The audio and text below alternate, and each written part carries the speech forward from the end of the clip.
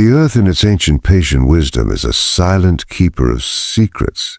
It holds them close beneath layers of soil and stone, beneath the roots of trees that have seen generations come and go, beneath the slow, relentless march of time.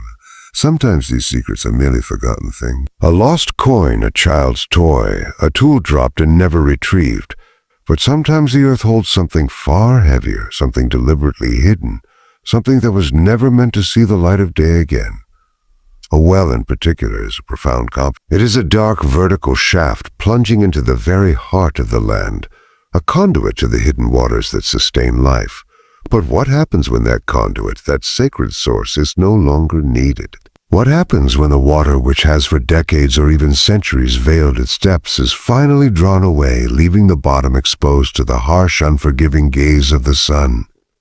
What then when the last drop has been siphoned and the true floor of that ancient silent sentinel is laid bare? It is in that moment of stark revelation, when the water recedes and the darkness is banished, that the earth sometimes yields its most terrible truth. And in the sweltering summer of 1874, in a forgotten hollow of eastern Tennessee, the draining of an old abandoned well in a place called Sears Creek would force an entire town to reckon with a secret so profound, so deeply buried that its very existence threatened to unravel the fabric of their carefully constructed peace they had chosen to forget. But the well, in its final reluctant act, would remember for them all. Before we continue with the story of Sears Creek and the chilling discovery that would forever alter its quiet existence, take a moment to ensure you don't miss any future narratives from Liturgy of Fear. If you find yourself drawn into the shadows of history and the mysteries that lie beneath, consider subscribing to our channel, and as you listen, tell us in the comments below, from what state or city are you experiencing this unsettling tale? Your engagement helps us bring more forgotten horrors to light. Sears Creek, 1874. The town and its silence. Sears Creek was less a town and more a stubborn collection of weathered timber and stone clinging to the banks of a shallow, meandering stream, nestled deep within a verdant yet unforgiving hollow between two ancient ridges in eastern Tennessee. It was July of 1874, and the air hung heavy and humid, a thick, suffocating blanket that pressed down on everything, stealing breath and ambition. 9 years had passed since the cannons had fallen silent, since the last echoes of the Great War had faded from the valleys and hillsides, but the South, in places like Sears Creek especially, still bled quietly. The wounds were no longer fresh, no longer gaping, but they festered beneath the surface, leaving scars on the land and in the souls of its people. The population hovered just above 340 souls, a number that had barely shifted in decades, a testament to its isolation and its peculiar resistance to change.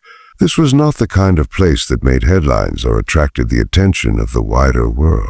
Sears Creek was the kind of town that survived by its own unspoken rules, by a collective, almost instinctual understanding that some questions were best left unasked, some histories best left undisturbed. The single main street, little more than a dusty track winding through the heart of the settlement, was lined with buildings that seemed to sag under the weight of the oppressive summer heat.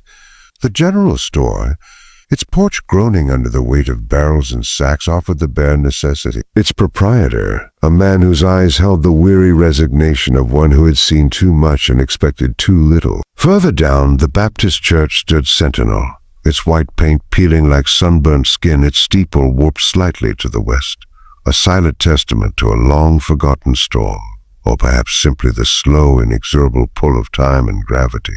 The livery stable, perpetually smelling of hay and horse sweat, offered refuge for travelers, though few ever seemed to pass through. And then there was the small, squat jailhouse, a sturdy, unyielding structure of rough-hewn stone. Its single-barred window, staring out onto the street like a cyclops' eye, was a place of last resort, rarely used, a symbol more than a necessity in a town where disputes were often settled by quiet glares, or the unspoken threat of ostracization rather than formal justice. The summer heat was a character unto itself, a pervasive, inescapable presence. It was oppressive, wet, clinging to the skin like a second layer thick enough to taste on the back of the tongue. The air shimmered above the dusty road, distorting the already hazy outlines of the distant ridges. The cicadas, hidden in the dense foliage of the surrounding woods, sang a relentless high-pitched chorus, a sound that was both monotonous and maddening, amplifying the feeling of stagnation. The creek, the very namesake of the town, was running low. Its once lively waters reduced to a sluggish trickle after weeks without rain. Its banks, usually lush and green, were now cracked and dry, the exposed stones slick with algae and mud. The cattle, listless and heavy, huddled in the meager shade of ancient oaks, their tails swishing half-heartedly at the persistent flies. Every breath felt like drawing in warm, damp flannel, and the simplest task became an arduous ordeal. It was into this languid, suffocating atmosphere that Harlan Pewitt, the town constable, began his morning rounds. He was a man in his mid-40s, his frame lean and wiry, hardened by years of labor and more recently by the crucible of war. His face, etched with lines that spoke of quiet contemplation rather than boisterous laughter, was often shadowed by the brim of his worn felt hat. His eyes, a startling shade of gray, held a depth that hinted at experiences far beyond the sleepy confines of Surzes Creek. Harlan had been born here in this very hollow, had known every path and every face since childhood. But he had left, a young man full of fire and conviction, to fight for the Union, to witness the brutal, senseless carnage of Chickamauga and countless other skirmishes. He had returned a changed man, not broken, but certainly altered, the boyish idealism replaced by a quiet pragmatism, a methodical approach to life that bordered on the stoic. He came home to a town that on the surface looked much the same, but felt different in ways he couldn't quite articulate. Quieter in the wrong places, as if a collective breath had been held for too long.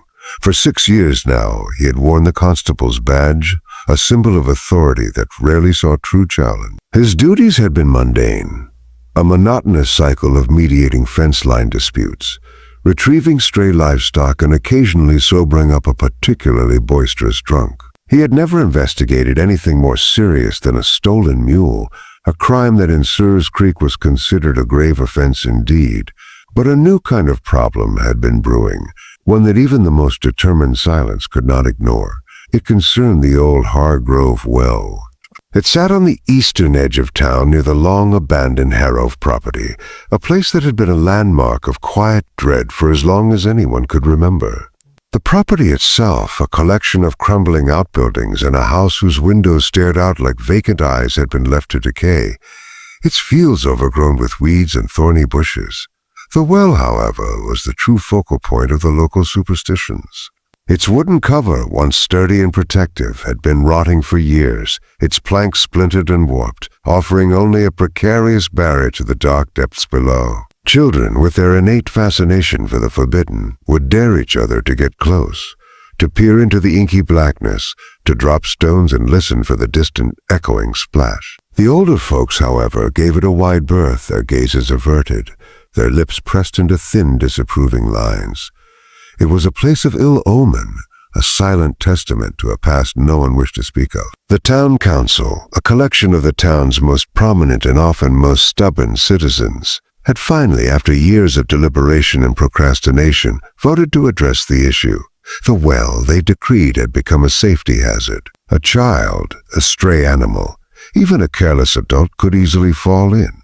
It needed to be drained and filled permanently, its darkmost sealed forever. The contract for this grim task went to Thomas Grundy, a man in his early 30s whose hands were calloused and strong, his face perpetually smudged with dirt and the honest sweat of labor. Thomas made his living sinking new wells and repairing old ones across the county, a trade that kept him busy and respected.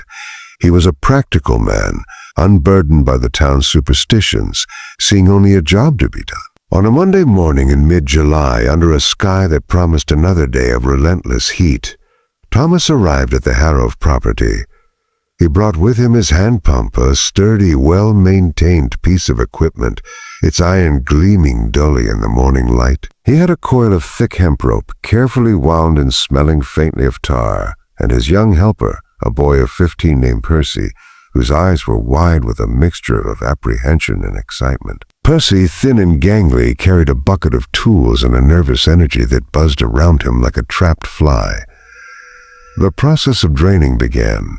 It was slow, methodical work, a testament to Thomas's patience and the sheer volume of water held within the ancient shaft. The hand pump, with its rhythmic creak and groan, sucked up the brown, murky water, sending it gushing out through a hose and into a ditch Thomas had dug, leading it away from the wellhead. The water was tinged with iron, leaving rust-cold stains on the parched earth and something else, something indefinable, a faint earthy odor that was not quite unpleasant, but certainly unfamiliar. Percy, after a few hours of helping with the pump, wrinkled his nose, his young face contorted in a grimace. "Smells old Mr. Grundy," he'd muttered, refusing to get closer to the gushing stream, preferring to stand a respectful distance away, swatting at flies and casting nervous glances at the dark opening of the well. Thomas, however, simply grunted, his focus unwavering, his strong arms working the pump handle with a steady, tireless rhythm. He was a man of few words, but his actions spoke volumes. He was determined to see the job through. By late Tuesday afternoon, the water level had dropped significantly, revealing the slick moss-covered stones of the well's interior, glistening darkly in the fading light. The pump continued its relentless work through the night, its creaking a lonely, persistent sound in the otherwise silent hollow. By Wednesday morning, the well ran dry. The bottom, for the first time in perhaps 40 years, was exposed. The air around the wellhead, usually cool and damp, now carried a faint, unsettling scent, a mixture of damp earth, mineral deposits, and something else, something organic and ancient, a smell that seemed to cling to the very fabric of the air. Thomas, after a moment of quiet contemplation, rigged his rope and pulley over the stone lip, securing it firmly to a nearby oak. He checked the knots twice, his movements deliberate and precise. He lit a small tin lantern, its flame flickering uncertainly in the morning breeze, and then, without a word, he went down. The town, though outwardly indifferent, held its breath. The quiet dread that had always surrounded the Harrow Well was about to be given a name. The descent into the well was a journey into a different world, a world of cold stone and echoing silence. Thomas Grundy, a man accustomed to the earth's embrace, felt the shift immediately. The air grew heavy, damp, and still pressing in on him as he lowered himself hand over hand down the thick hemp rope. The rough, cold stone of the well shaft scraped against his back, a constant abrasive reminder of the earth's unyielding nature. Above him, the circle of sky, once vast and blue, shrank rapidly, becoming a distant, shimmering coin of light, then a mere pinprick until it was swallowed almost entirely by the encroaching darkness. The sounds of the world above, the distant chirping of cicadas, the rustle of leaves in the breeze, faded into an indistinct hum, replaced by the amplified drip of residual moisture trickling down the ancient stones and the soft rhythmic creak of the rope under his weight. The smell changed too, subtly at first, then more profoundly as he dropped below the waterline residue. The initial scent of damp earth and mineral deposits familiar to any well-digger gave way to something else. There was the metallic tang of rust, the faint earthy aroma of decaying moss, and then beneath it all, a deeper, more primal scent. It was organic, certainly, but not the fresh, vibrant smell of living things. It was the smell of things long dead, of decomposition slow to an agonizing crawl by the cold, damp darkness. It was the smell of time itself, distilled and concentrated, a scent that seemed to seep into his very bones. He held the tin lantern out before him, its weak flickering light struggling against the oppressive gloom, casting dancing shadows that distorted the rough Huniad stones into grotesque, fleeting shapes. The light, rather than illuminating, seemed only to emphasize the vastness of the darkness around him. Finally, his feet touched down the bottom. It was not the soft, yielding mud he might have expected, nor the rough, uneven bedrock. Instead, his boots met a surface that was surprisingly firm, almost flat. He swept the lantern's beam across the floor, his eyes adjusting to the dim, claustrophobic space. What he saw made him pause. The floor of the well was not natural bedrock. It had been reinforced carefully and deliberately with flat field stones laid with a precision that spoke of human hands and purposeful intent. This was unusual.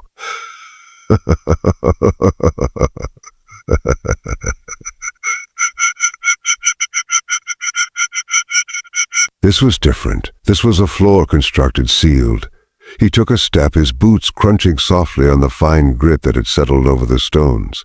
The air was still heavy and cold, a stark contrast to the sweltering heat above. He moved slowly, methodically, his gaze sweeping over the field stones, and then he noticed it. In one section near the curved wall of the well, the stones had been disturbed, not violently, but subtly, as if they had been shifted, then replaced, but not quite perfectly. A faint, almost imperceptible seam ran between two of the larger stones, a line that seemed too deliberate, too unnatural. Something beneath them, or rather something pressed between the stones and the well wall, caught his eye, a dark, irregular shape barely visible in the lantern light. He knelt, his knees protesting slightly against the cold, damp stone. He reached out, his fingers thick and calloused from years of labor, probing the narrow crevice. His fingertips brushed against something hard, smooth yet strangely textured. He worked his fingers deeper. His breath held a strange premonition coiling in his gut. His fingers closed around something long and curved, something that felt both fragile and unyielding. He pulled it free slowly, carefully, and held it up to the lantern's flickering light. Bone. It was undeniably bone, not the rough, irregular bone of an animal, not the splintered fragments of a deer or a rabbit. This was different. This was smooth, dense, with a distinct curvature that spoke of a larger, more complex structure. He knew the difference. He had been digging long enough, had seen enough of the earth's buried secrets to know the difference between the remains of a beast and the remains of a man. A cold, creeping dread began to spread through him, a sensation far more chilling than the damp air of the well. He looked up, his gaze fixed on the shrinking circle of light above. "Percy," he called, his voice surprisingly calm, though it echoed strangely in the confined space, sounding thin and ready. Fear, when it is deep enough, when it is truly profound, sometimes manifests not as panic, but as an unnerving, almost unnatural calm. It is the calm of a man facing the inevitable, a quiet acceptance of the horror unfolding before him. Percy's head, a small anxious silhouette, appeared over the lip of the well. "Mr. Grundy, you all right down there?" His voice, high-pitched and worried, drifted down. Thomas held up what he had found. The bone, stark white against the dark background of the well, gleamed faintly in the lantern. He didn't need to say anything. The shape, the undeniable form, spoke for itself. Percy let out a strangled gasp, a sound halfway between a cry and a choke. His head vanished from the well opening.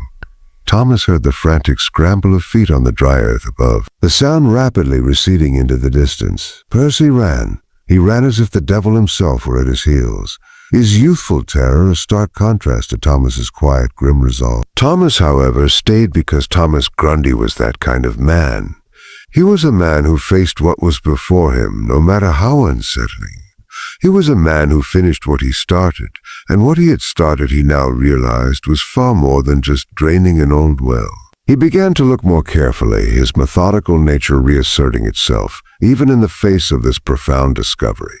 He swept the lantern beam slowly, meticulously across the entire floor. He found more bones. Not just one, but many fragments, yes, but also larger pieces clearly from multiple individuals. A small, delicate rib cage too small for an adult. A femur, slender and long. A skull fragment, its curve unmistakable. They were scattered, some partially buried beneath the grit, others lying exposed on the field stones as if they had been disturbed and then settled again.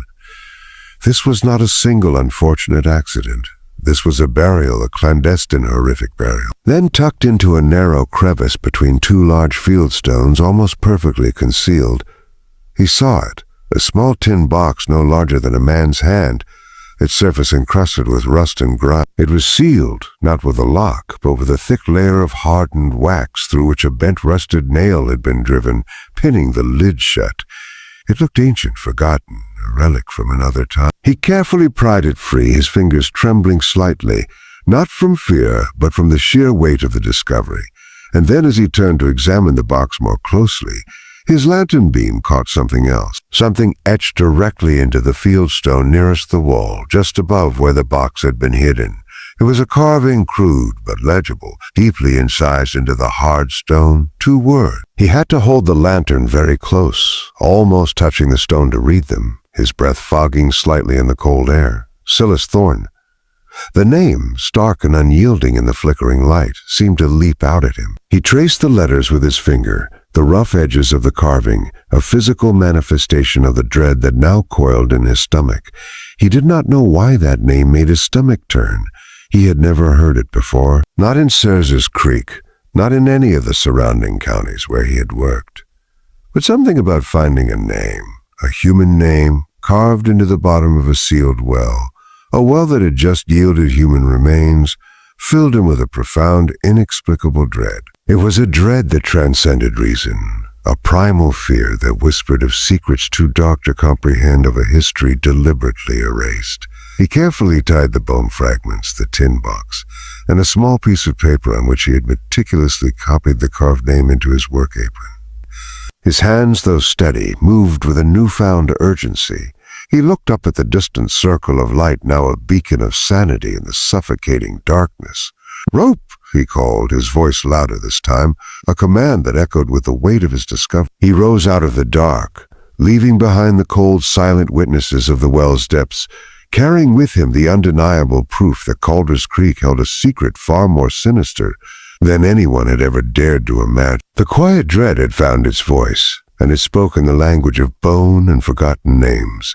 Percy, his lungs burning and his heart hammering against his ribs like a trapped bird, burst through the door of the jailhouse. The small office, usually a haven of quiet order, was momentarily thrown into chaos by his frantic entrance. Harlan Pewitt, seated at his worn wooden desk, his spectacles perched on the bridge of his nose, had been meticulously filling out paperwork, a tedious complaint about a disputed fence line between two particularly cantankerous farmers, a matter of inches and decades of simmering resentment. The sudden violent intrusion of the boy, pale and gasping, his eyes wide with unadulterated terror, made Harlan drop his pen, sending a blot of ink sprawling across the official form.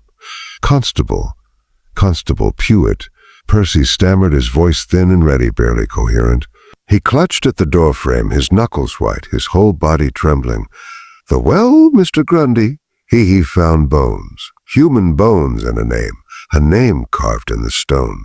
The words tumbled out in a breathless, disjointed torrent, punctuated by ragged gasps for air. Harlan, ever the methodical man, rose slowly from his chair, his gaze steady and unwavering on the terrified boy. He moved with a quiet authority that often had a calming effect even in moments of crisis. "Slow down, son," he said, his voice low and even cutting through Percy's hysteria. "Take a breath. Now tell me from the beginning what happened. What did Thomas Grundy find?"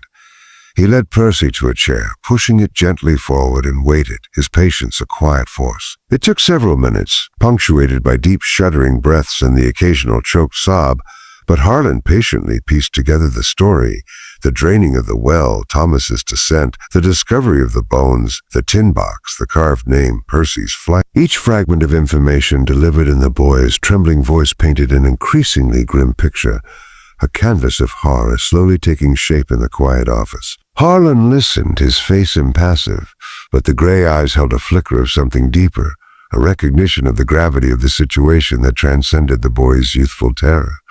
This was no stolen mule. This was something far, far worse. Harlan took his hat from the peg by the door, its familiar weight a small comfort. "Stay here, Percy," he instructed, his voice firm. "Don't talk to anyone about this.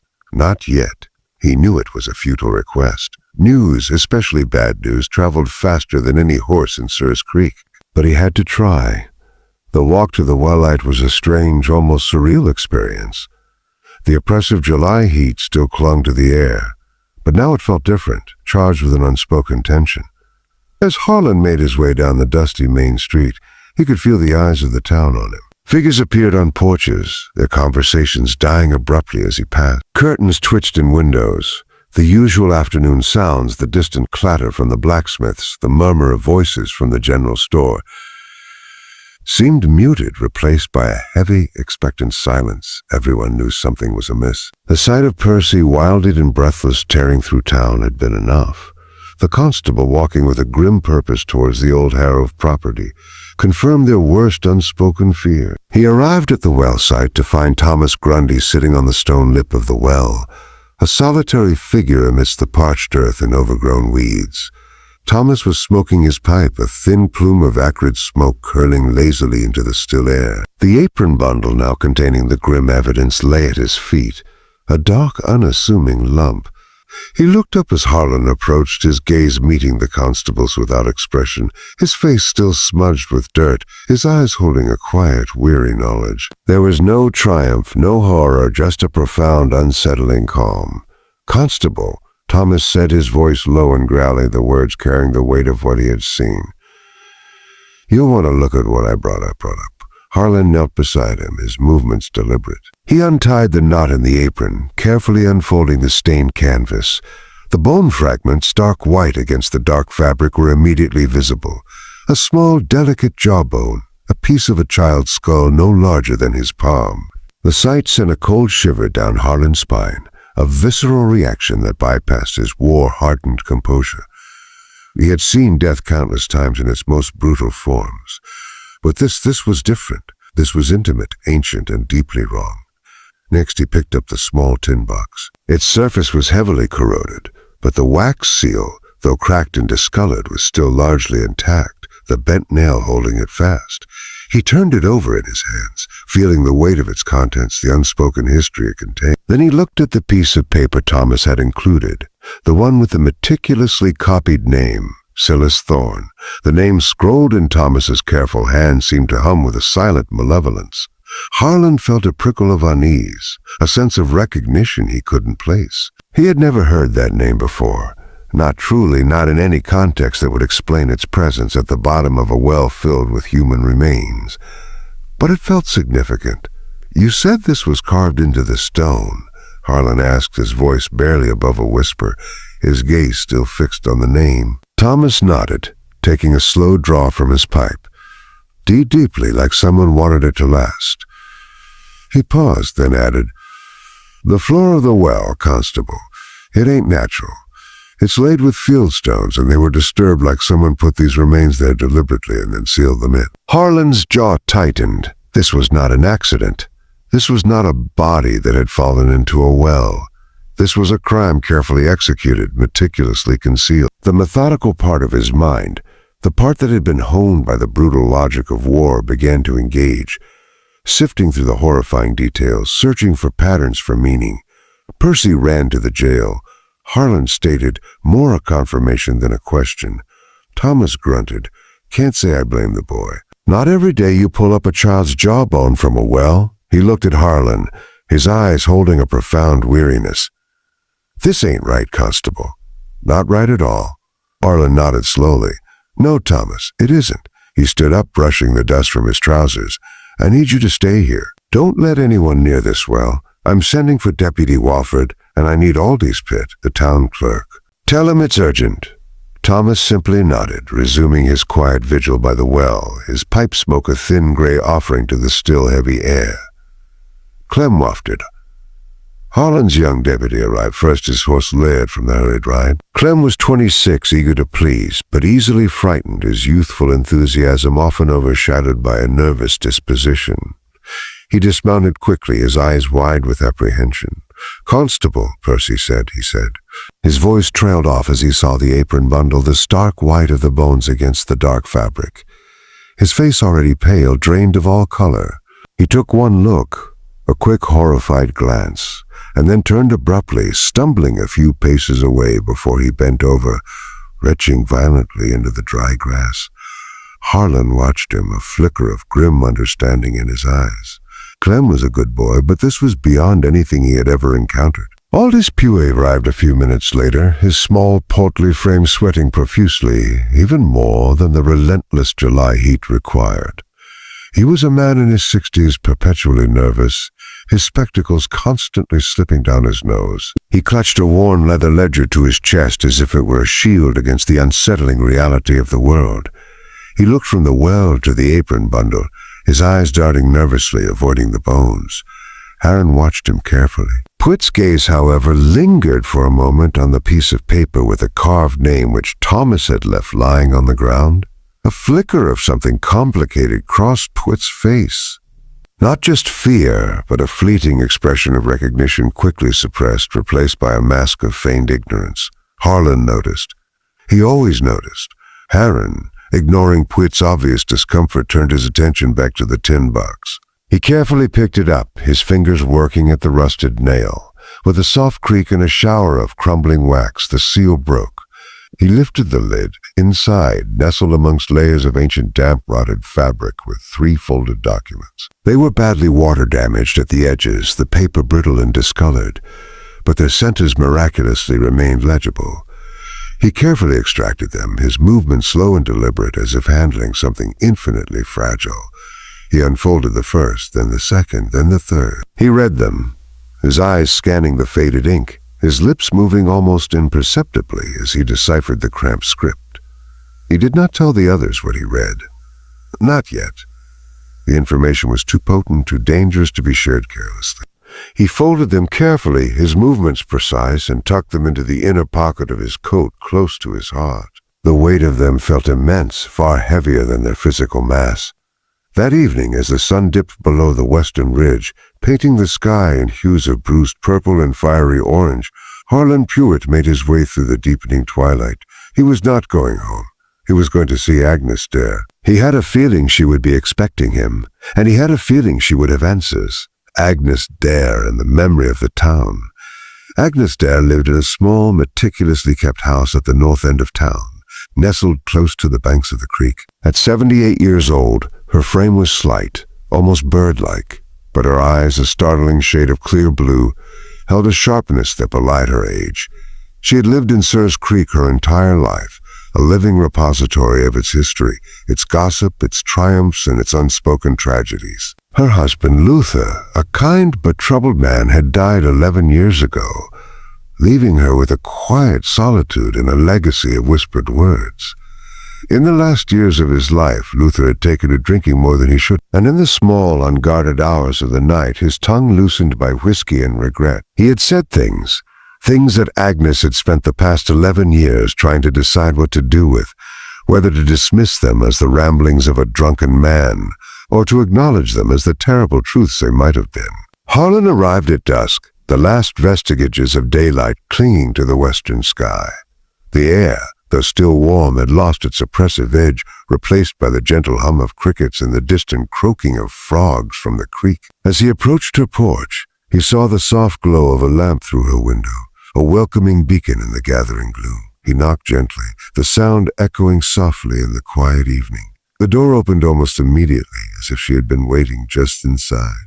Agnes stood framed in the doorway, her silver hair pulled back in a neat bun, her face a network of fine wrinkles that spoke of a life lived fully, if not always easily.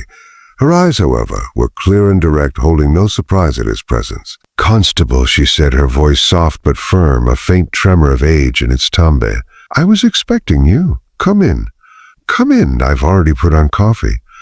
Harlan stepped inside, removing his hat. The small house was immaculately clean, smelling faintly of dried herbs and wood smoke. 2 cups of coffee, steaming gently, sat on a small lace-covered table in the parlor, a silent testament to her foresight.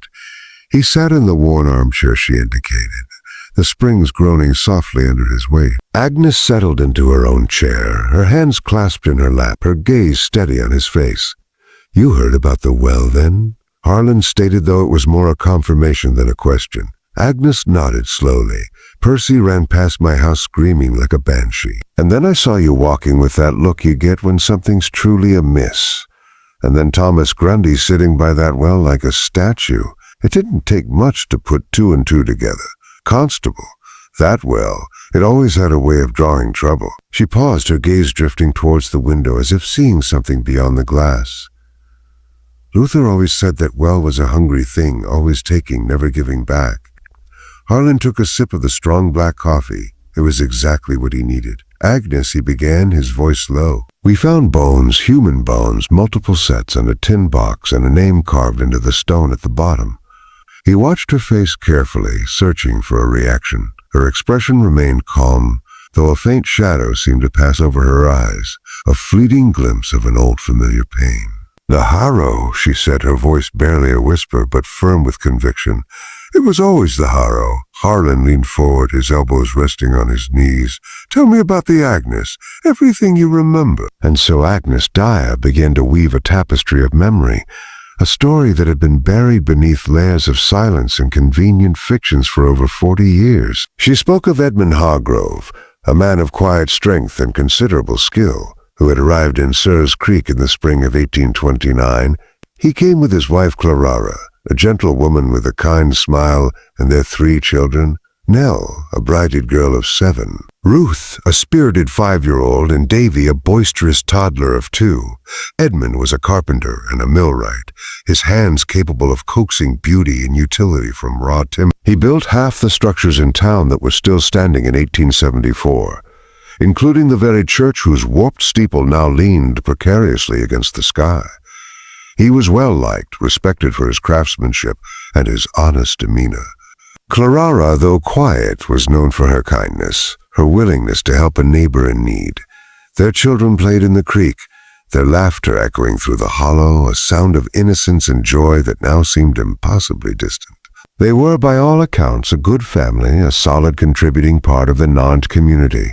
Then in the spring of 1833, the Harrow family disappeared, all 5 of them. One Sunday after church, they simply were not there anymore. It wasn't a gradual fading, a slow departure. It was an abrupt, unsettling void. No note, no warning, no wagon tracks leading out of town, no farewells exchanged. Their house, the one near the well, was found exactly as they had left it. Breakfast dishes still on the table, remnants of a morning meal dried onto the plates. Clara's needlework. A half-finished sampler still in the chair by the window, the needle still threaded. Davy's small scuffed boots by the door, waiting for tiny feet that would never fill them again. It was as if they had simply vanished into thin air, swallowed whole by the very land they had sought to make their home. The official story, the one that had been carefully constructed and diligently maintained for decades, was that Edmund had debts. He was a good man, but perhaps not a shrewd businessman.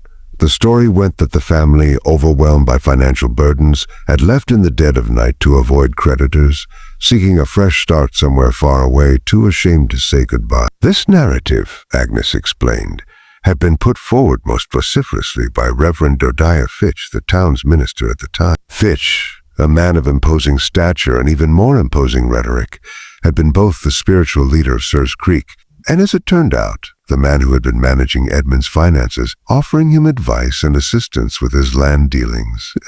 Within 3 months of the family's disappearance, Fitch had filed papers transferring ownership of the Harrow land, including the house and the well, to himself. Within a year, he had sold the property to the founding family of the town, the Vances, at a significant price, a transaction that had laid the foundation for much of the Vance family's subsequent wealth and influence. Agnes paused here, her gaze once again drifting towards the window, her eyes distant, filled with the ghosts of memory. "My Luther," she said, her voice softer now, tinged with a profound sadness. He knew from the beginning something was wrong. He wasn't a man for grand pronouncements, but he had a nose for dishonesty, a way of seeing through the polite smiles and the pious words. He tried to say so twice, once to fetch himself not long after the Hargroves vanished. Luther asked him plain as day why a man with debts would leave behind his tools, his half-finished work, his children's boots.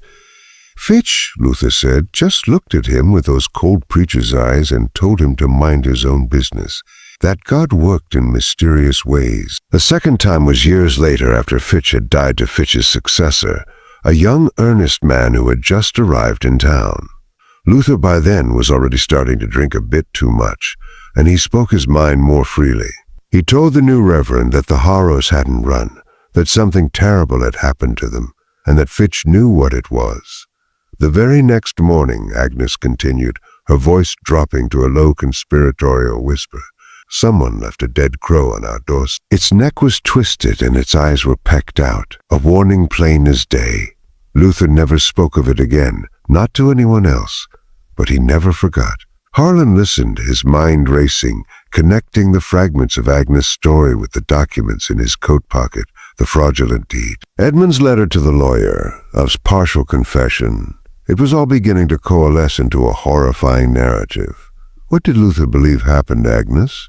He asked, his voice barely audible in the quiet room. What did he truly believe? Agnes turned her gaze back to Harlan, her blue eyes piercing, holding the weight of decades of unspoken truth. He believed Edmund Hargrove found something out about the land, about how Fitch came to have so much of it, How he seemed to acquire properties from folks who just disappeared or fell on hard times, always at a convenient price.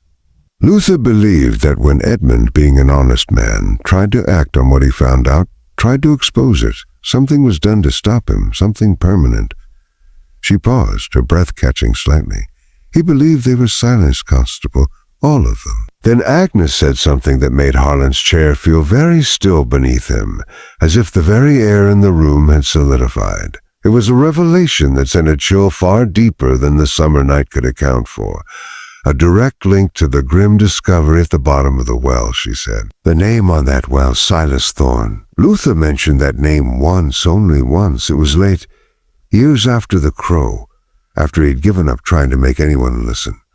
He was half asleep, muttering in his dreams, and I wasn't sure he was even speaking to me, but I heard it. He said Silas Thorne built that well, and Silas Thorne knew what went into it. The words hung in the air, heavy with unspoken horror, a chilling echo from the past. Harlan felt a cold knot tighten in his stomach. The name, the bones, the well, the missing family, the fraudulent land deals, the dead crow, it was all connected, and Agnes Dare, in her quiet, unassuming way, had just handed him the first crucial thread of a very old, very dark tapestry. The silence of Sirz's Creek had been a carefully constructed lie, and now, thanks to a dried-up well and an old woman's memory, that lie was beginning to unravel. Just when we thought we'd heard the full extent of the Harrow family's tragic disappearance, Agnes Dare's words have opened a new, even more unsettling chapter. The name Silas Thorne, whispered in a drunken dream, now echoes from the depths of that ancient well. What do you think happened to the Hargroves? And who is Silas Thorne? Share your theories in the comments below. Your insights might just help us piece together this chilling puzzle. If you're finding yourself completely engrossed in this unfolding mystery, please take a moment to like this video and subscribe to Liturgy of Fear for more tales that will keep you on the edge of your seat. Omar 1. The documents in the tin box. Harlan returned to his office. The weight of Agnes's words pressing heavily upon him, mingling with the physical weight of the documents in his coat pocket. The small jailhouse office, usually a place of mundane routine, now felt charged with a palpable tension. The single oil lamp on his desk cast long dancing shadows that distorted the familiar surroundings, making the stacks of papers and the dusty shelves seem to loom with unseen presences. Clem, his young deputy, was asleep on his cot in the back, his soft snores a stark contrast to the turmoil in Harlan's mind. Harlan envied him, the oblivion of sleep. He carefully spread the 3 documents on his desk, arranging them beneath the lamp's flickering glow. The paper was brittle, yellowed with age, and stained at the edges by the damp embrace of the well. The ink, though faded, was still legible, a testament to its quality and the desperate intent of its writers. Document 1. He picked up the first one. It was a land deed dated October 1832, a mere 7 months before the Hargroves had vanished. It purported to be a transfer of the Hargrove property, including the house, the fields, and the well, from Edmund Hargrove to Reverend Obadiah Fitch. Harlan's eyes scanned the formal language, the legalistic jargon that had for decades lent an air of legitimacy to a monstrous act. But then he focused on the signature at the bottom. Edmund Harrove. He pulled out a small leather-bound church membership register that Agnes had shown him earlier, a relic from the early days of Sirs Creek, which contained Edmund Hargrove's original signature from when he first joined the congregation. He compared the two. The difference was stark, undeniable. The signature in the church register was a flowing, confident hand, the script of a man accustomed to putting his name to things, a man of education and purpose. The signature on the deed, however, was cramped, uncertain, almost hesitant, as if written by someone copying a signature they were not fully familiar with, or perhaps more chillingly by someone writing under extreme duress, their hand trembling with fear or pain. The ink, too, seemed slightly different, a shade darker as if applied with less care. This was not Edmund Harrove's true signature. This was a forgery, a meticulously crafted lie designed to steal a man's land, and as it now seemed, his very life. The realization sent a cold wave through Harlan. The official story of debt and flight was crumbling, piece by agonizing piece. Document 2, he set the deed aside, his jaw tight, and picked up the second document. It was a letter, its paper even more fragile than the deed, the ink bleeding slightly at the water-damaged edges. It was addressed to a lawyer in Knoxville, one Nathaniel Boone Carver, and dated March 3, 1833, a mere 2 weeks before the Harrow family had disappeared from Sears Creek. The letter was written in Edmund Harrow's own hand, the same flowing, confident script Harlan had seen in the church register. The language was careful, formal, the words chosen with a precision that spoke of a man who knew he was treading on dangerous ground, a man who understood the gravity of a situation and was trying to be exact, to leave a clear record. Edmund wrote that he had discovered discrepancies in the land records for the Eastern Ridge parcels, the very land that had been so conveniently acquired by Reverend Fitch. He stated that 3 separate homesteads in addition to his own appeared to have been transferred to Fitch using documents that Edmund believed were not signed voluntarily, or were signed by people who had subsequently left the area or died under suspicious circumstances. He wrote that he had spoken to Reverend Fitch about these discrepancies, seeking clarification, and that Fitch had warned him in no uncertain terms to let the matter rest as it is, implying dire consequences if he did not. Edmund, however, clearly stated that he did not intend to let the matter rest. He wrote that he was sending copies of the relevant documents, the very documents that prove Fitch's fraudulent dealings, to Carver for safekeeping, entrusting them to the lawyer's care. He asked Carver to hold them until he heard further from him, a desperate plea for a lifeline, a silent cry for help from a man who knew he was walking into a trap. The letter concluded with the formal closing, "Your obedient servant, Edmund R. Hargrove." Harlan stared at the letter, his mind reeling. This was it. This was the motive. Edmund Hargrove had uncovered a vast systematic land fraud orchestrated by the very man who preached sermons from the pulpit. He had tried to expose it, and in doing so, he had signed his own death warrant. The letter, a desperate attempt to secure justice, had never reached Knoxville. Instead, it had ended up in a tin box at the bottom of a well, a silent testament to a betrayal so profound it defied comprehension. The irony was a bitter taste in Harlan's mouth. The very evidence that could have saved the Harrows had been buried with them, a cruel twist of fate orchestrated by a man of God. Document 3. With a heavy heart, Harlan picked up the 3rd document. This was the most disturbing of all. It was a partial confession written in a different hand, entirely cramped and agitated. The script almost illegible in places. The ink was blotted in several places, as if the writer's hand had been shaking violently, or perhaps tears had fallen onto the page. It was undated, a timeless testament to a tormented conscience. It was not signed with a full name, only with the initials of Harlan's breath hit. Evodia Fitch, the Reverend, he began to read slowly, carefully, deciphering the tortured words. What was done cannot be undone by this accounting, but I find that I cannot carry it longer without setting it to paper, if only to have it witnessed by God, if not by men. The family was brought to the well property on the night of April 9th under the pretense of a meeting with Saint regarding the resolution of the matter. Saint had given his assurance that no harm would come to them, that they would be sent west with sufficient means to begin again. I believed him. I wish to God I had not. What happened at the well I did not see in full. I heard what I heard. When it was over, Saint told me the matter was concluded and that the well would be sealed the following morning. He said the water would cover everything, and in 10 years no one would remember the name Harrove. He said the children would be with God. I have not slept without dreams since that night.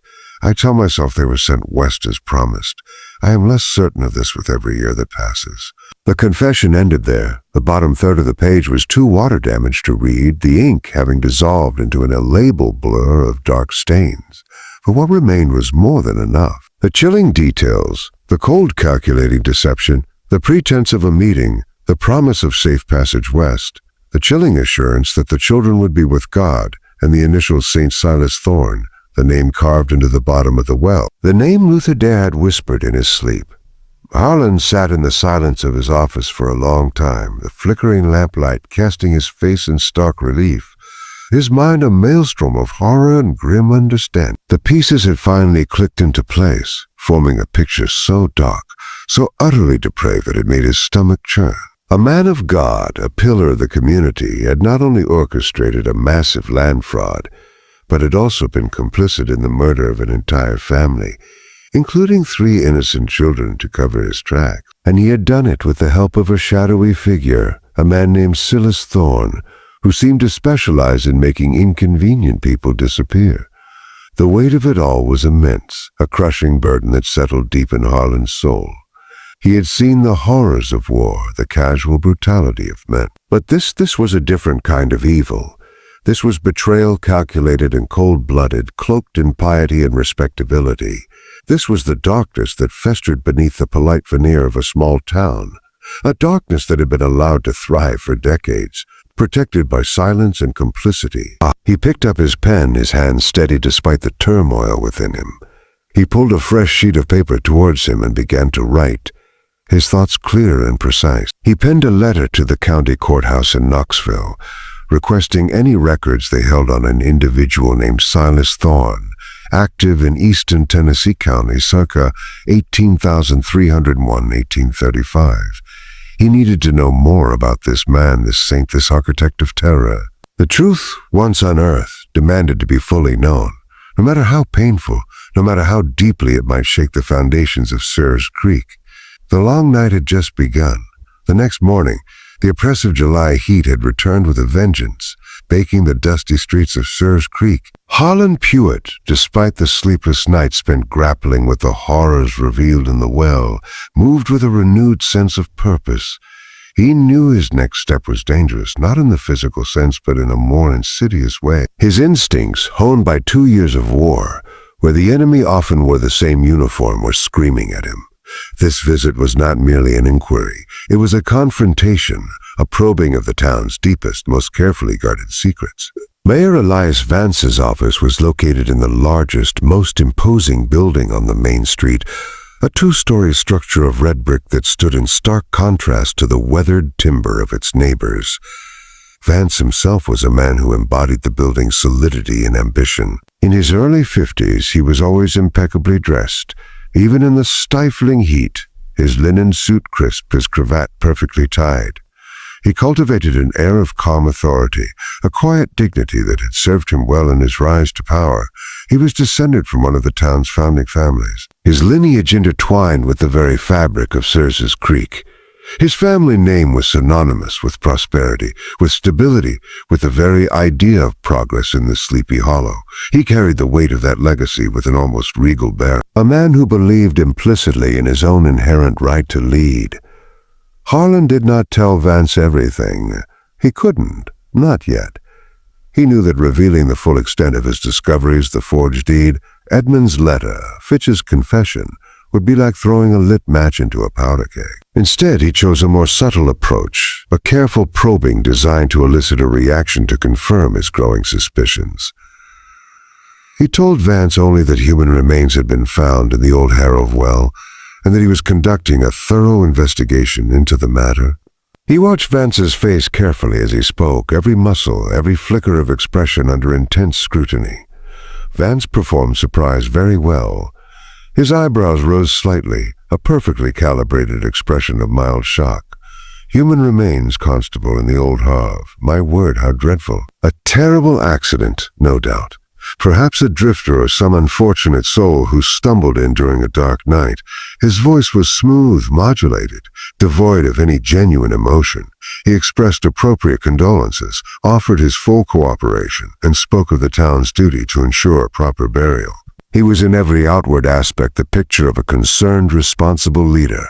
But there was a moment, just one fleeting moment, when Harlan mentioned the tin box and the documents found within, when something behind Vance's eyes went very still. The carefully constructed mask of surprise slipped just for an instant, revealing not shock, but a profound, almost predatory watchfulness. It was the stillness of a predator assessing a threat, a flicker of cold calculation that vanished as quickly as it appeared, replaced by the practiced veneer of civic concern. Harlan, with his war-trained eye for deception, caught it. He saw it, and in that instant, his suspicions solidified into a grim certainty. Vance continued, his voice regaining its smooth cadence. Of course, Constable. The town will cooperate fully. It is a regrettable incident, But these things happen in old towns, do they not? Perhaps some unfortunate accident from decades past. I trust you will be thorough, but also discreet. No point alarming the good people of Sirs Creek with speculation, especially when the facts are still so murky.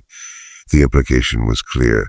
Investigate, but don't stir up too much trouble. Don't dig too deep. Don't upset the delicate balance of the town. Harlan simply nodded, his face impassive, giving nothing away. He thanked Vance for his time and his cooperation, and then he left, the heavy oak door closing softly behind him. Outside on the dusty street, the July heat felt even more suffocating than before. But it wasn't just the weather. It was the weight of the unspoken truth, the chilling realization that had just solidified in Harlan's mind. Vance was not surprised because Vance, or someone in Vance's family, had known about that well for a long time, had known about its grim contents, had known and had depended on the well staying sealed and full of water for as long as possible, its secrets safely submerged. When the town council had voted to drain it, Vance had been the most vocal proponent of simply filling it in. No excavation, just pump it out and pour concrete. He had not expected Thomas Grundy to be the kind of man who went all the way to the bottom, who brought up more than just water. He had not expected the well to finally yield its truth. Heron walked directly back to Agnes Dare's house. The sun was high now, beating down, relentlessly, but he barely noticed. He found Agnes on her porch shelling peas, her movements slow and rhythmic. She looked up as he approached, her eyes holding a question he hadn't yet asked. "Agnes," Harlan began, his voice low and urgent. "The Vance family, when did they come to Sirs Creek?" "The original Vances, I mean?"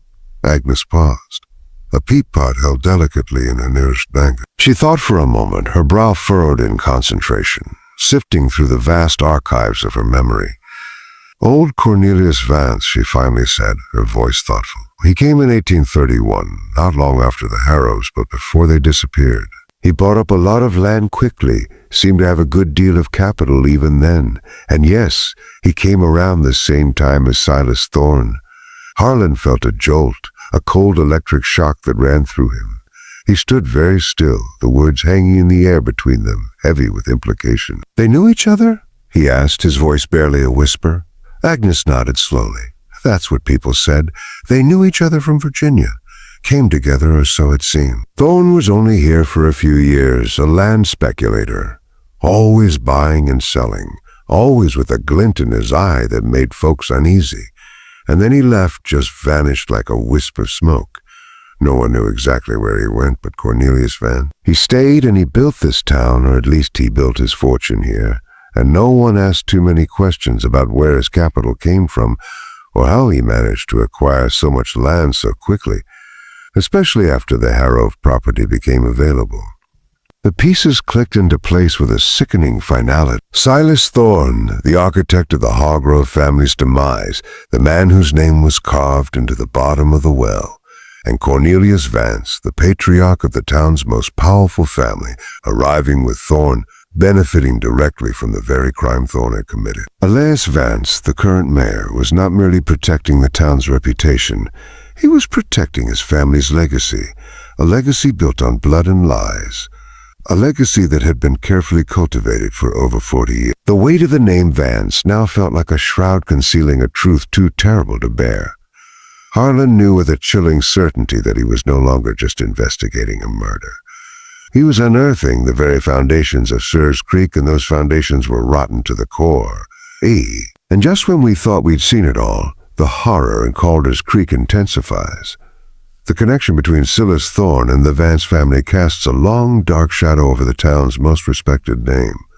Now, what do you think Cornelius Vance's role truly was? Was he an accomplice or merely a beneficiary of a terrible crime?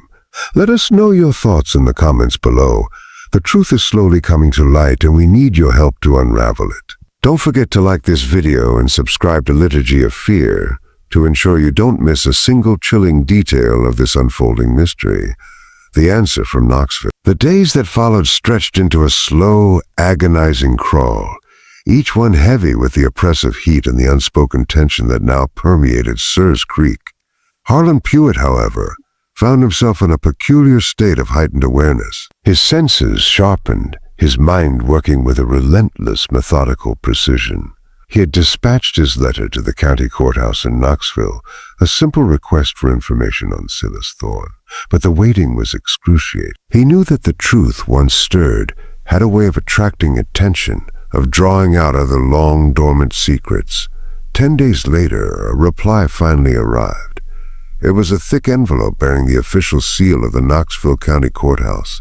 Harlan tore it open with a sense of grim anticipation. Inside there was not just one document, but several. The first was a formal response to his inquiry, confirming the existence of a Silas Thorne in their records. The second was a collection of land deeds, property transfers, and legal filings, all bearing Thorne's name, dating from approximately 1828 to 1836. He was indeed a land speculator, deed broker, operating across 4 counties in eastern Tennessee and southwest Virginia. The record showed a pattern. Thorne would acquire properties, often from individuals in financial distress, or from families who had recently suffered a loss, or most disturbingly, from those who simply seemed to vanish. His transactions were always legally sound on paper, but the speed and frequency with which he turned over properties, often at a significant profit, raised a quiet, unspoken suspicion. What was most striking, however, was the abrupt end to his paper trail. After 1836, Silas Thorne simply ceased to appear in any official records. No death certificate, no departure notice, no further land transactions. He had simply vanished, leaving behind a wake of profitable yet unsettling dealings. Then 2 days later, a second letter arrived. This one was less formal, addressed directly to Constable Harlan Pewitt, Sears Creek. It was from a retired circuit court recorder in Knoxville, a man named Bartholomew Finch, who had heard about Harlan's inquiry through a colleague. Finch, a meticulous man who had spent his life sifting through dusty ledgers and ancient documents, had a long memory and an even longer list of unanswered questions. He wrote that the name Silas Thorne had always troubled him. He recalled whispers, rumors that had circulated in the legal community back in the 1830s about Thorne's methods. There had been informal investigations, he wrote, quiet inquiries by 2 different county sheriffs, both of whom suspected Thorne of land fraud involving forged signatures and the disappearance of families who had disputed his practices, but no charges were ever filed. The families, Finch noted with a chilling brevity, had simply stopped disputing. Thorne, it seemed, had a way of making problems disappear. Finch concluded his letter by expressing a quiet hope that Harlan's inquiry might finally shed some light on a darkness that had haunted his professional memory for decades. A third letter arrived a week later, unsolicited, a thin envelope with a return address from Bristol, Virginia. It was from a woman named Oratha Taft. She wrote that she had seen the inquiry notice which had been passed along by a traveling lawyer who frequented the Caresses. She was 71 years old, she wrote, and had information about a Silas Thorne that she had been waiting 40 years for someone to ask about. Harlan read Dorothy Taft's letter with a growing sense of awe and dread. She wrote that Silas Thorne was her mother's cousin, a distant relative, but one whose reputation had cast a long, dark shadow over their family. She described him as a man of considerable ability, intelligent, charming, persuasive, but utterly devoid of conscience. He was a man, she wrote, who saw people not as individuals but as obstacles or opportunities.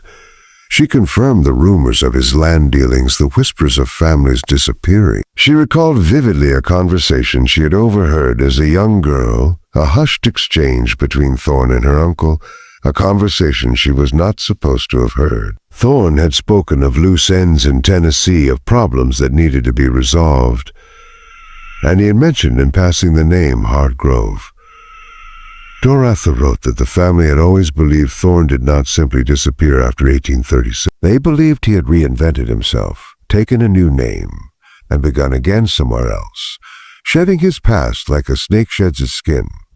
She expressed a profound, lifelong desire to know what had truly become of him and what had become of the Harrow family of Calders's Creek, Tennessee.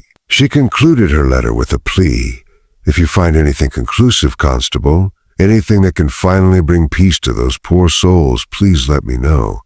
I am an old woman, and I would very much like to know the truth before I meet my Maker. Harlan sat at his desk, the 3 letters spread before him, each one a piece of a horrifying mosaic.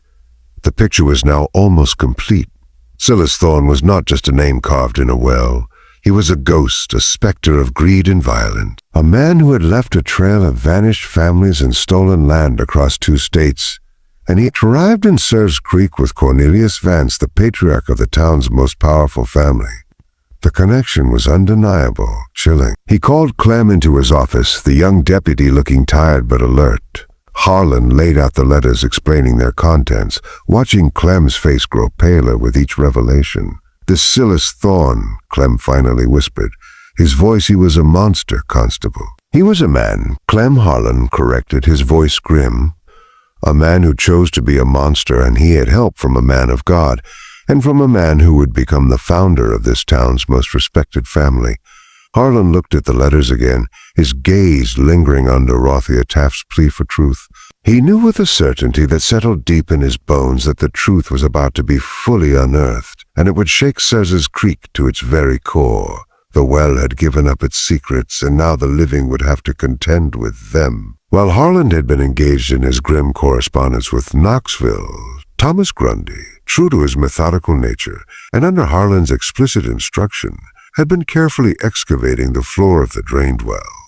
The initial discovery of bones had been just the beginning. Thomas, with a quiet, almost reverent determination, had begun to systematically remove the field stones that formed the well's bottom, sifting through the compacted earth and sediment beneath. It was slow, painstaking work carried out under the watchful, nervous eyes of Deputy Clem Wofford, who, despite his initial terror, had found a grim resolve to assist. More remains were found. Each day, Thomas would emerge from the well, his face grim, carrying another bundle of bone fragments, another piece of the horrifying puzzle. By the time the excavation was complete, after nearly a week of arduous labor, there were 6 complete or near-complete sets of human remains laid out on top near the wellhead. 5 of them were consistent with the Harrow family description: a man, a woman, and 3 children of varying ages. Their small, delicate bones a heartbreaking testament to their innocence. But there was one more.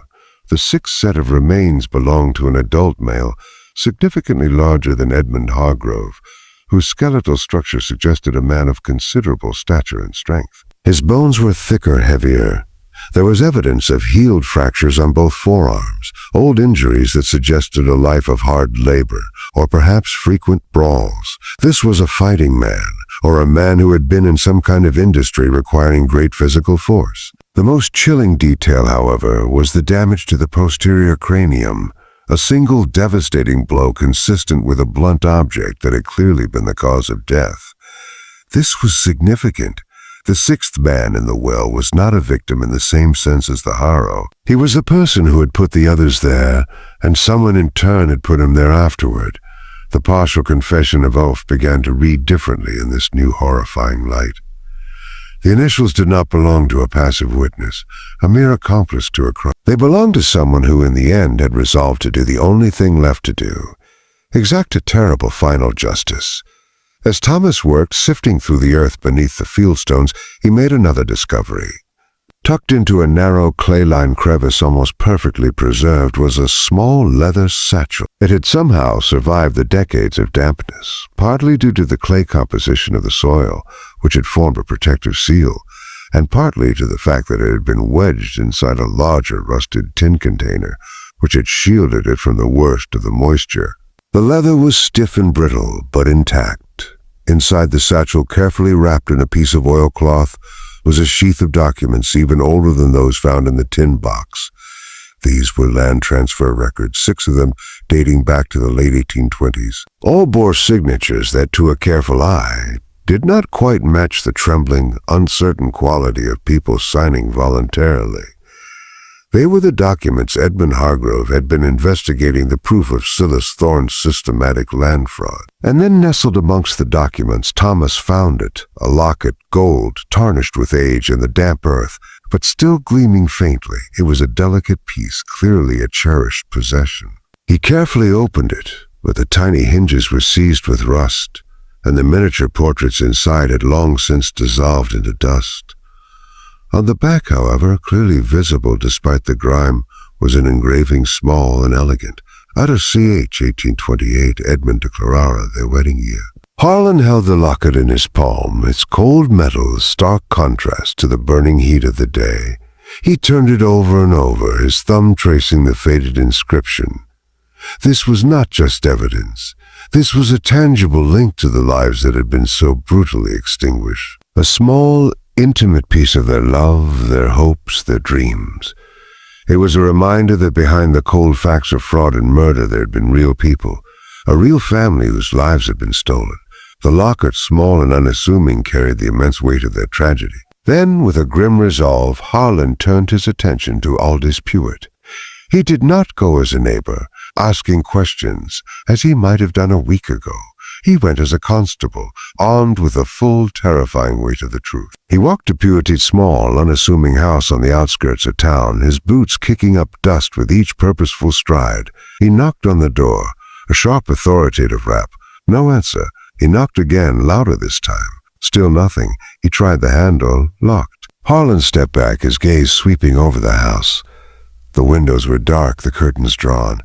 A faint, unsettling stillness hung about the place, a silence that spoke not of absence but of abandonment. He knew with the particular cold certainty of a man who had been in war and had learned the difference between coincidence and design that Pewit was gone.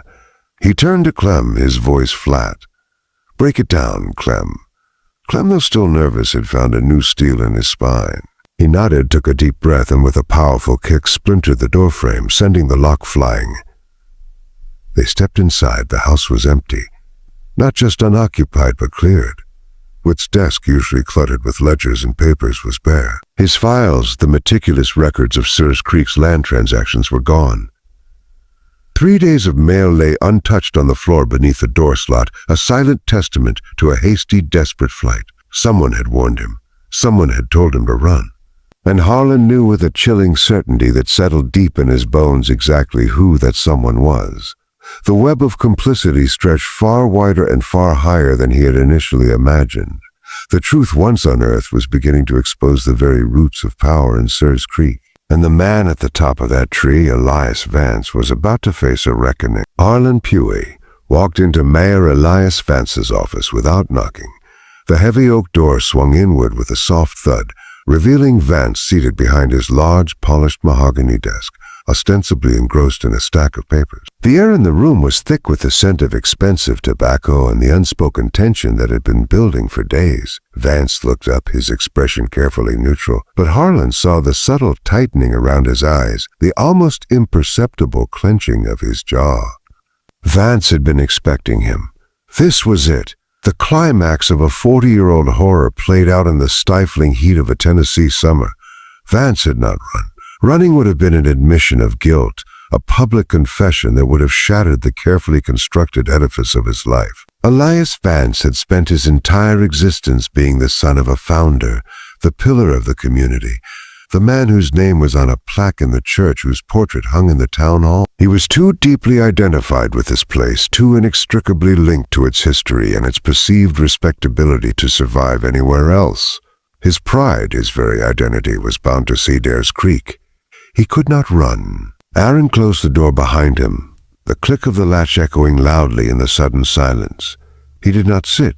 He stood before the desk, his posture erect, his gaze unwavering, the gold locket, A to CH, a cold, hard weight in his coat pocket. "Aldous Pewitt is gone, Mayor," Harlan stated, his voice flat, devoid of accusation, simply stating a fact. Vance's eyes narrowed almost imperceptibly. Is he now ashamed? Aldous was a diligent, if somewhat timid clerk. Perhaps he simply decided to retire. The heat, you know, it can be quite taxing on a man of his age. His voice was smooth, unruffled, a master of deflection. His desk was cleared, his files were gone. 3 days of mail sat untouched. Harlan counted, his voice still even. He didn't retire, Mayor. He fled and someone warned him. Vance leaned back in his chair, a faint, almost imperceptible smile playing on his lips. "Constable, you seem to be making a great many assumptions. Perhaps Aldous simply tidied up before his departure. Not everyone leaves a mess, you know." "The sixth skeleton, Mayor," Harlan continued, ignoring Vance's attempts at obfuscation. "We found a sixth skeleton in the well. A large adult male died from a single blow to the back of the head. And we found a leather satchel inside land transfer records, all bearing forged signatures, and a locket engraved out to Sihon 1828. He paused, letting the words hang in the air, each one a hammer blow against Vance's carefully constructed facade. We also found a partial confession signed off in letters from Knoxville confirming Silas Thorne's history as a land speculator.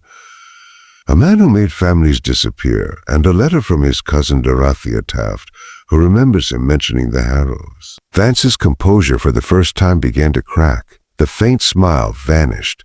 His eyes, usually so calm, now held a flicker of something akin to fear, quickly masked by a cold, hard anger. "You've been busy, Constable, digging up old ghosts, unearthing ancient history. Is this truly the best use of your time, stirring up trouble that has been buried for decades?" "The truth doesn't have an expiration date," Mayor Harlan replied, his voice hardening. "And the truth is your father, Cornelius Vance, arrived in Calder's Creek with Silas Thorne. Your family acquired the Hargrove land from Reverend Obadiah Fitch, who had acquired it through a fraudulent deed. And that land was cleared of its previous occupants by Silas Thorne with the complicity of a man of God. Your family built its fortune on that land, Mayor, on blood and lies." Vance slammed his fist on the desk, the sudden sharp sound echoing through the room. "My father was a respected man. He built this town. He brought prosperity. He had nothing to do with whatever sordid business Thorne was involved in." His voice was rising, losing its carefully modulated tone, revealing the raw fear beneath. "He knew, didn't he?" Harlan pressed, stepping closer to the desk, his voice low and intense. "He knew what Thorne did. He knew what Fitch did. He knew the Hargroves didn't just leave. He knew they were murdered. And he chose to benefit from it. He chose to build his fortune on their graves. He chose to keep the well sealed, to keep the truth buried, to protect his name, his legacy at the cost of justice, at the cost of innocent lives." Vance pushed himself up from his chair, his face flushed, his eyes blazing. "My father was a businessman. He saw an opportunity. He was not present at any unfortunate incident. He simply acquired property that was legally available." He was shouting now, his voice cracking with a desperate fury. "You have no proof, no witnesses. Everyone involved is dead." "Except for the bones, Mayor," Harlan said, his voice cutting through Vance's outburst like a surgeon's scalpel. "And the documents and the memories of an old woman who refused to forget, and the conscience of a man who wrote a confession, even if it was only for God." He paused, letting the full weight of his words settle. "And you, Mayor, you knew. You watched that well for 40 years. You pushed for it to be filled, not excavated. You warned Aldi's Prowett you were complicit." Vance sank back into his chair, his shoulders slumping, the fight draining out of him. His face was pale, his eyes hollow. He looked suddenly old, defeated. The carefully constructed facade had crumbled, revealing the terrified, guilty man beneath. He stared at Harlan, his gaze distant, as if seeing not the constable but the ghosts of the past, the shadows of the Harrow family, the cold, accusing eyes of Silas Thorne. "I never heard anyone, Constable," Vance said, his voice barely a whisper, devoid of its former arrogance, filled instead with the profound, chilling weariness. "Not personally. I just never stopped anything either. I wonder sometimes how different that really is." The words hung in the air, a haunting admission of passive complicity, of a moral failing that had allowed a monstrous crime to remain unpunished for decades. Harlan looked at him, not with triumph, but with a deep, unsettling sadness. Vance was not a monster in the way Silas Thorne had been, or even in the way Reverend Fitch had been. He was something in some ways more troubling. A man who had inherited a crime, decided the cost of justice was too high, and spent his entire life managing the consequences, burying the truth deeper and deeper until the earth itself had finally rebelled. Harlan reached into his coat pocket, pulling out a pair of handcuffs. The cold metal glinted in the lamplight. "Elias Vance," he said, his voice firm. "Official, I am arresting you on charges of obstruction of justice and conspiracy to conceal a capital crime." Vance offered no resistance. He simply held out his wrists, his eyes fixed on some distant, unseen point. It was a thin charge. Harlan knew it might not hold. The crimes were 40 years old. The principals were dead, and Vance's family name still carried enormous weight in the county. Both men knew it. But Harlan filed the papers anyway. The truth once unearthed demanded its due, no matter how imperfect the justice.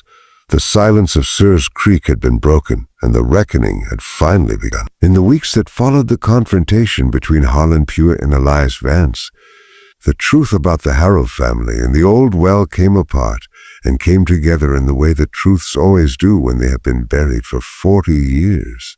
Not cleanly, not all at once, but in fragments, each one harder to absorb than the last.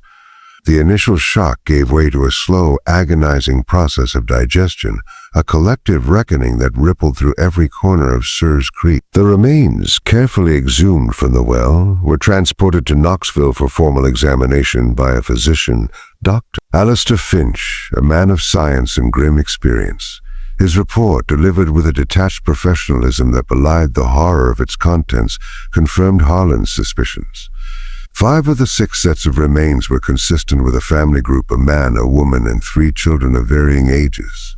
The 6th set, however, was consistent with a large adult male whose skeletal structure indicated a powerful build. Dr. Finch noted the heel fractures on the forearms, suggesting a history of physical trauma, and most chillingly, the single devastating blow to the posterior cranium which had been the cause of death. This was significant. The 6th man in the well was not a victim in the same sense as the Hargroves. He was the perpetrator, the instrument of their demise, and someone in turn had put him there afterward. Obadiah Fitch's partial confession, signed off, began to read differently, in this new horrifying light. The initials did not belong to a passive witness, a man merely complicit in a crime he regretted. They belonged to someone who in the end had resolved to do the only thing left to do: exact a terrible final justice. Reverend Fitch, the man of God, had not simply confessed to guilt.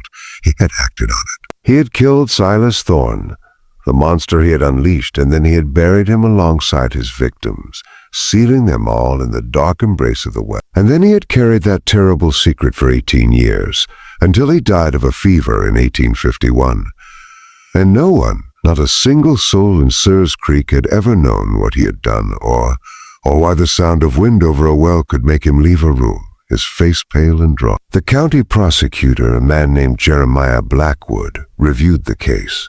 The charges against Elias Vance, obstruction of justice and conspiracy to conceal a capital crime, were thin as Harlan had suspected. Vance was released on his own recusance pending further legal review. The charges did not progress quickly. They might not progress at all. The crimes were 40 years old. The principals were dead, and Vance's family name, despite the revelation, still carried enormous weight in the county. Harlan knew this going in. He had filed the papers anyway, not for a guaranteed conviction, but for the principle of it, for the record, for the truth. Agnes Dara, when she heard the full account of what was found, the 6 skeletons, the identity of Silas Thorne, the reinterpretation of Fitch's confession, sat very quietly for a long time. She was on her porch, the same place where she had shared her memories with Haran, her hands clasped in her lap. A profound weariness settled over her, but also a strange quiet peace. Then she spoke, her voice soft but clear. Luther knew, she said, her gaze distant, fixed on the shimmering heat haze above the creek. He just didn't know all of it. And I think not knowing all of it was the only mercy any of us got. Her words were a poignant reflection on the burden of truth and the fragile comfort of ignorance. The people of Sears Creek responded as people in small towns always respond to devastating revelations about their own history, with a spectrum ranging from genuine grief to furious denial, to the peculiar bargaining of those who preferred a comfortable lie to an uncomfortable truth.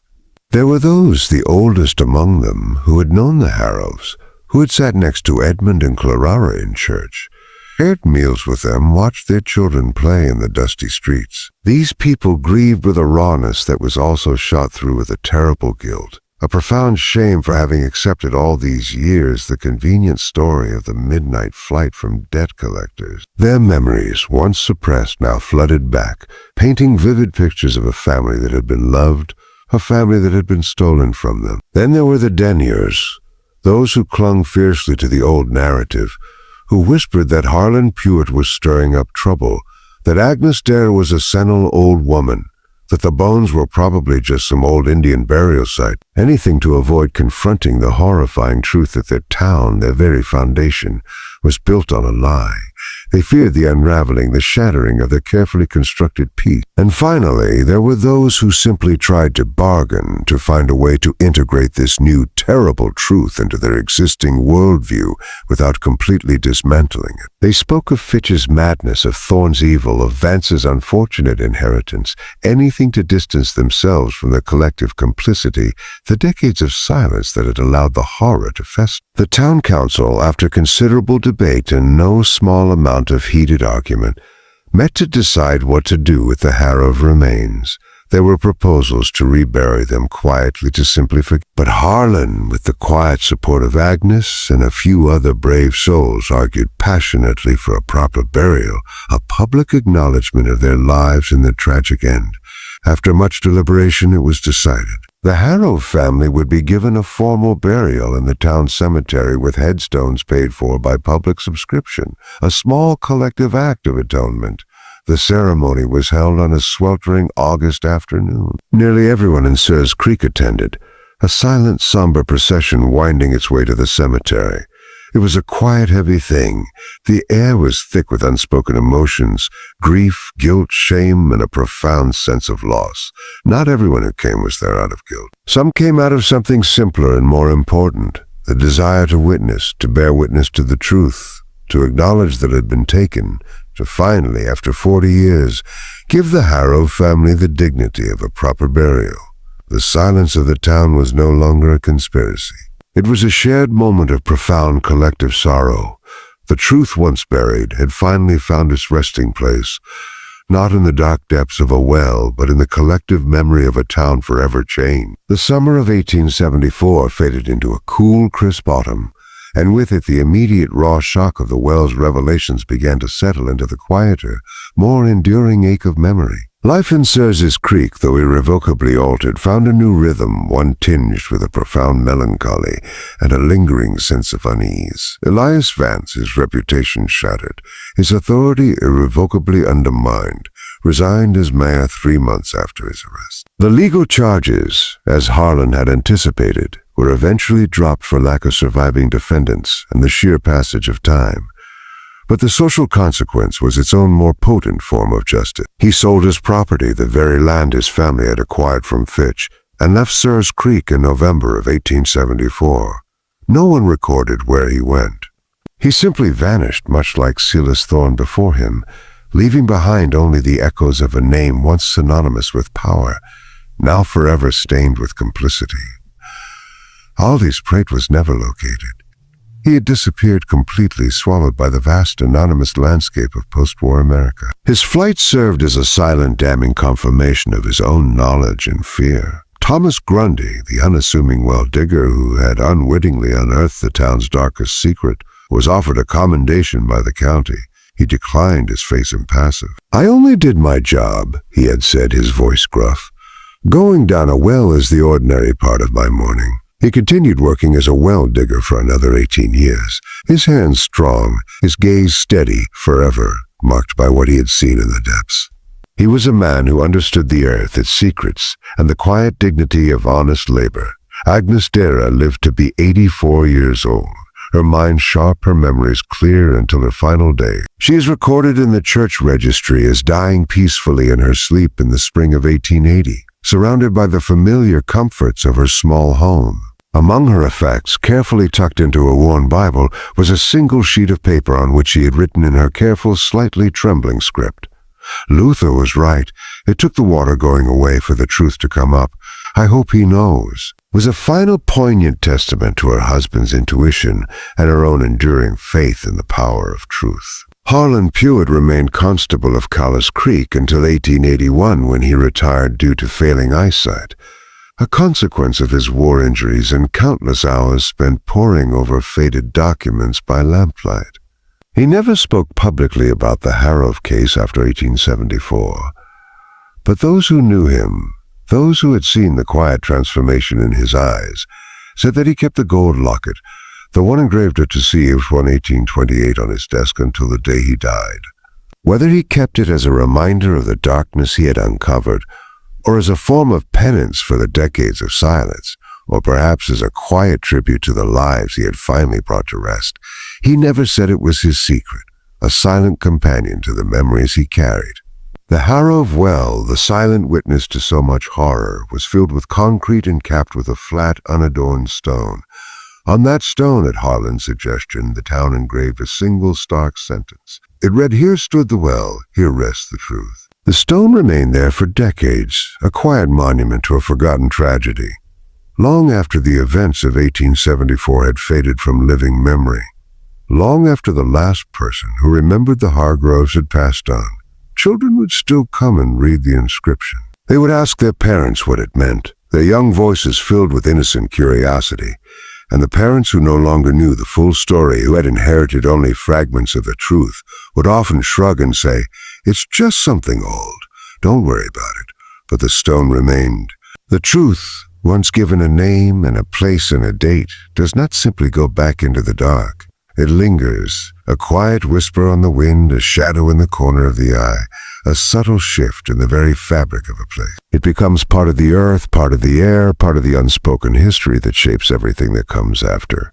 And sometimes in the deepest silence, when the water recedes and the bottom is laid bare, the earth remembers and it speaks. The story of Searles Creek and the Harrow of Well is a chilling reminder that some secrets refuse to stay buried and that the past, no matter how deeply interred, always finds a way to surface.